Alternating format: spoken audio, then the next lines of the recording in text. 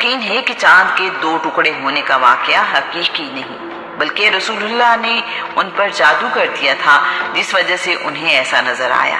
شیب ابی طالب کے پاس آ کر اونٹ کے سر سے نکیل اتار لیتے اور اونٹ کے پہلو پر ضرب لگاتے ہیں تو وہ شیب ابی طالب میں داخل ہو جاتا ہے۔ آج کا عنوان: میں محمد تمہارے حوالے کرنے کو تیار ہوں۔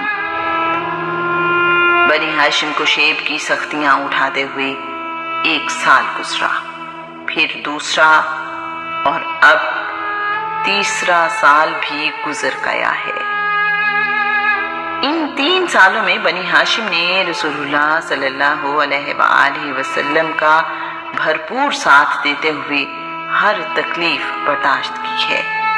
مکہ میں جو لوگ اس معاہدے کے لکھے جانے کے مخالف تھے، انہیں اب زیادہ تکلیف محسوس ہونے لگی کہ یہ سراسر ظلم اور زیادتی ہے۔ قریش مکہ کے بعض لوگوں نے گزرے ہوئے 3 سالوں میں یہ کوشش کی ہے کہ بنی ہاشم کا سوشل بائیکاٹ ختم کروایا جا سکے۔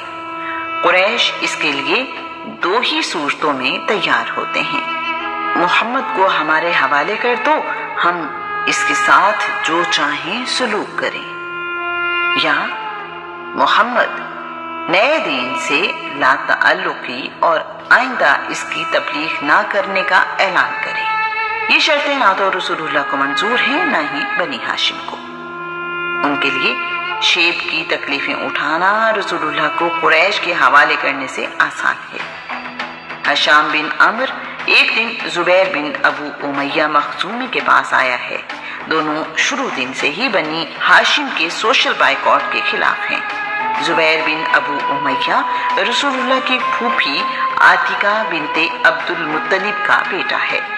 ہشام نے زبیر سے کہا ہے، کیا تم یہ برداشت کرتے ہو کہ تمہارے بچے تو خوب کھا پی کر سوئیں، تم اپنی زندگی سکون سے گزارو، جبکہ تمہارے ماموں اور ان کے بچے کھانے کے لیے ترسیں؟ کیا یہ کسی طرح بھی مناسب ہے؟ زبیر جواباً کہہ رہا ہے، میں اکیلا اس معاملے میں کیا کر سکتا ہوں؟ اگر کوئی دوسرا میرے ساتھ ہو تو میں قریش کا لکھا ہوا معاہدہ پھاڑ ڈالوں۔ ہشام اسے بتا رہا ہے۔ ایک اور آدمی تو موجود ہے؟ زبیر پوچھ رہا ہے۔ وہ کون ہے؟ ہشام کہہ رہا ہے، وہ دوسرا آدمی میں ہوں۔ اس پر زبیر بن ابو امیہ نے کہا ہے، تو پھر تیسرا تلاش کرو۔ ہشام اب مطعم بن عدی بن نوفل کے پاس آیا ہے۔ ہشام نے رشتہ داری کا حوالہ دے کر مطعم کو ملامت کرنا شروع کر دیا ہے۔ مطعم بن عدی نے کہا ہے، اس صورتحال میں تمام قریشی قبیلوں کے سامنے میں اکیلا کیا کر سکتا ہوں؟ ہشام مطعم کو بتا رہا ہے، معاہدے کو ختم کرنے کی حمایت میں ایک اور آدمی بھی موجود ہے جو اس صورتحال سے پریشان ہے۔ مطعم نے پوچھا ہے، وہ دوسرا کون ہے؟ ہشام نے بتایا ہے، وہ دوسرا شخص میں ہوں۔ مطعم بن عدی کہہ رہا ہے، پھر تیسرا بھی تلاش کرو۔ ہشام نے مطعم کو بتایا ہے، میں تیسرا شخص بھی تلاش کر چکا ہوں۔ مطعم نے پوچھا، وہ کون ہے؟ ہشام نے کہا، وہ تیسرا زبیر بن ابو امیہ ہے۔ مطعم ہشام سے کہہ رہا ہے، اب چوتھا آدمی تلاش کرو۔ ہشام نے مکہ میں بنی ہاشم کے لیے نرم گوشہ رکھنے والے لوگوں پر غور کیا اور ابو البختری کے پاس چلا آیا ہے۔ اسے بھی وہی گفتگو ہوئی ہے جو مطعم بن عدی سے ہوئی۔ ابو البختری پوچھ رہا ہے، بھلا کوئی اور بھی اس خیال کا حامی ہے؟ ہشام نے اسے بتایا ہے، زبیر بن ابو امیہ، مطعم بن عدی اور میں۔ ابو البختری نے ہشام کو مشورہ دیا ہے، 5واں آدمی بھی ڈھونڈو۔ اس کوشش میں کہ بنی ہاشم کے خلاف سوشل بائیکاٹ ختم ہو، ہشام اب زمعہ بن اسود بن مطلب بن اسد کے پاس آیا ہے۔ اسے بھی رشتہ داری یاد دلاتے ہوئے بنی ہاشم پر ہونے والے ظلم کے خلاف مدد دینے کے لیے کہا ہے۔ زمعہ بن اسود کا سوال بھی وہی ہے، اس بات کا کوئی اور بھی حامی ہے؟ हशाम ने सब के नाम गिनवाए हैं। अगले दिन ये सब मक्का के बालाई इलाके हजून के पास जमा हुए और आपस में वादा किया है, हम बनी हाशिम पर होने वाले जुल्म के खिलाफ हैं और कुरैश का लिखा हुआ मुआहिदा फाड़ डालेंगे। जुबैर बिन अबू उमैया कह रहा है, इसकी इब्तिदा मैं करूंगा, यानी सबसे पहले मैं बोलूंगा। एक तरफ ये लोग अगले दिन के लिए मंसूबाबंदी कर रहे हैं तो दूसरी तरफ शेब में रसूलुल्लाह अबी तालिब से कह रहे हैं, चचा जान, जो मुआहिदा कुरैश ने हमारे खिलाफ लिखकर काबा में लटकाया था उसको दीमक ने चाट लिया है। उस मुआहिदे पर अल्लाह के नाम के सिवा अब कुछ बाकी नहीं रहा। अबी तालिब रसूलुल्लाह से पूछ रहे हैं, बेटा हमारे पास तो कोई आता जाता नहीं, ये बात तुम्हें किसने बताई है? रसूलुल्लाह बता रहे हैं, चचा ये बात मुझे अल्लाह करीम ने बताई है। अबी तालिब रसूलुल्लाह का जवाब सुनकर मुस्कुराते हुए बगैर कोई लम्हा जाया किए काबा की तरफ चल पड़े हैं। अबी तालिब ने किसी को काबा रवाना नहीं किया कि तस्दीक कर सकें कि भतीजा ठीक कह रहा है या नहीं। इन्हें तो रसूलुल्लाह की बात पर इतना ही यकीन है जितना सूरज के निकलने से उजाला होने पर होता है। अबी तालिब पूरे यकीन और इत्मीनान के साथ काबा की तरफ जा रहे हैं। चेहरे पर सुकून और मुस्कुराहट है, ऐसे चल रहे हैं जैसे जंग जीत कर जा रहे हों। अबी तालिब काबा पहुंचे तो यहाँ एक बहस जारी है। जुबैर बिन अबू उमैया कह रहा है, मक्का वालों, क्या ये इंसाफ है कि हम तो खाएं पिएं, कपड़े पहने, तिजारत करें और बनी हाशिम बर्बाद हों? उनके बच्चे भूख और प्यास से तड़पे, उनके हाथ सामाने तिजारत बेचा जाए, ना ही उनसे खरीदा जाए। खुदा की कसम, मैं उस वक्त तक चैन से नहीं बैठूंगा जब तक ये मुआहिदा फाड़ न डालूं। अबू जहल भी वहीं मौजूद है। जुबैर की बात के जवाब में कह रहा है, तुम गलत कहते हो, खुदा की कसम इस मुआहिदे को कोई नहीं फाड़ सकता।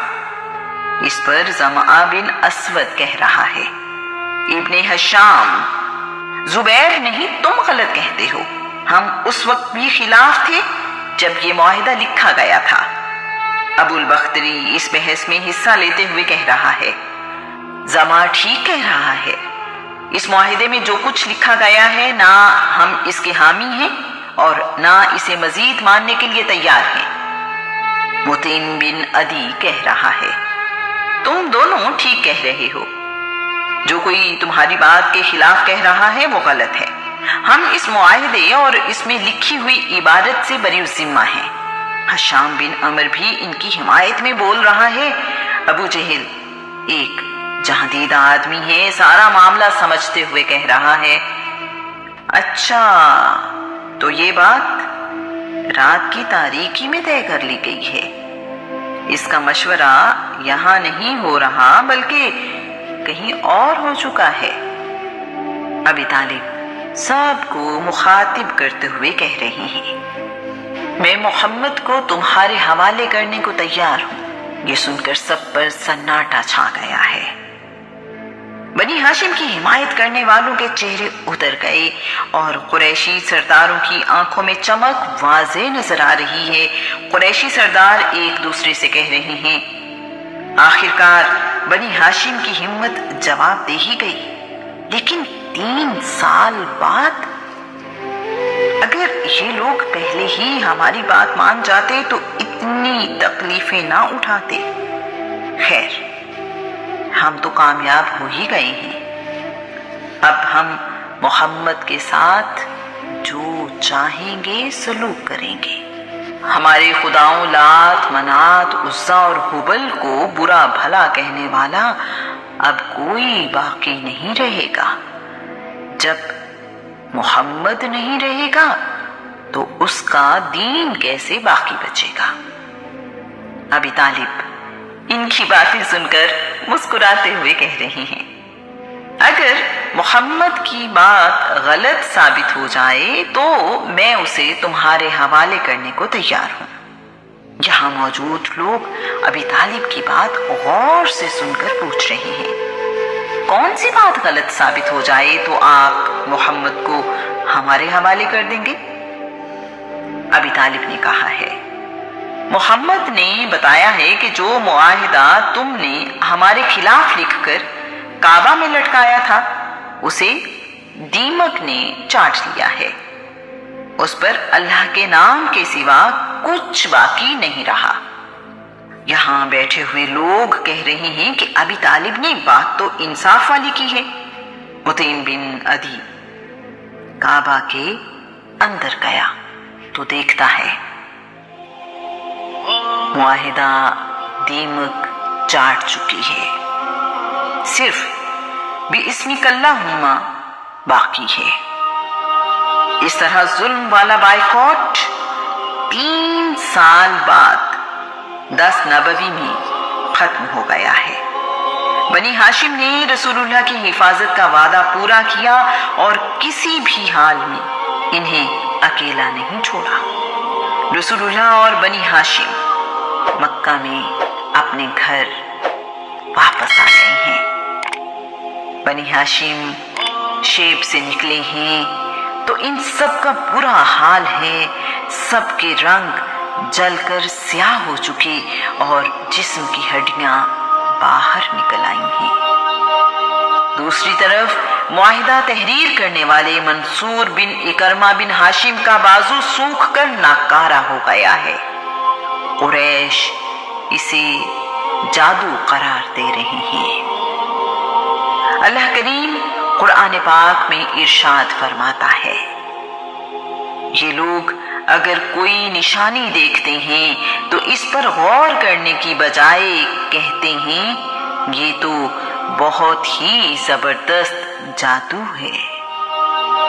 شیب سے واپس آ کر ابی طالب بیماری سے اٹھ نہیں سکے اور تقریباً 8 مہینے بعد شعبان 10 نبوی کو وفات پا گئے ہیں۔ ولید یہ بات کھلے عام کہتا، مال و دولت میں بھی محمد سے بہتر ہوں، کیا میرے ہوتے ہوئے محمد پر وحی آ سکتی ہے؟ رسول اللہ خود قبر میں اترے ہیں، اپنے ہاتھوں سے سیدہ خدیجہ کو قبر میں اتارا ہے۔